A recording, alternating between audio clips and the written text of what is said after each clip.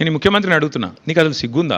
Maharashtra police వాళ్ళు వచ్చి ఇక్కడ నెలల తరబడి ఆ కంపెనీలో కూలీలుగా చేరి, కార్మికులుగా చేరి, నెలల తరబడి పరిశోధించి, చివరికి అది డ్రగ్స్ అని తెలుసుకున్న తర్వాత, నిర్ధారించుకున్న తర్వాత, నీకు ఖబర్ లేకుండా, నీ పోలీసు వాళ్ళకి ఖబర్ లేకుండా, నీ ఇంటెలిజెన్స్ వ్యవస్థ కుప్పగూలిపోయి, వాళ్ళు వచ్చి దాడి చేసి, మహారాష్ట్ర పోలీసు వాళ్ళు వచ్చి హైదరాబాద్ లోని చర్లపల్లిలో దాడి చేసి 12,000 కోట్ల డ్రగ్స్ పట్టుకున్నారు. నేను ముఖ్యమంత్రిని అడుగుతున్నా, నీకేమైనా ముడుపులు ముట్టినాయి? ఇలా 12,000 కోట్లు 21 నెలల నుంచి ఏం చేస్తున్నావు? నీ ఈగల్ ఏం చేస్తుంది? నీ హైడ్రా ఏం చేస్తుంది? నీ హోంమంత్రిత్వ శాఖ ఏం చేస్తుంది? నీ పోలీస్ ఇంటెలిజెన్స్ ఏం చేస్తుంది? ముడుపులు తీసుకోవడంలో బిజీగా ఉన్నారా?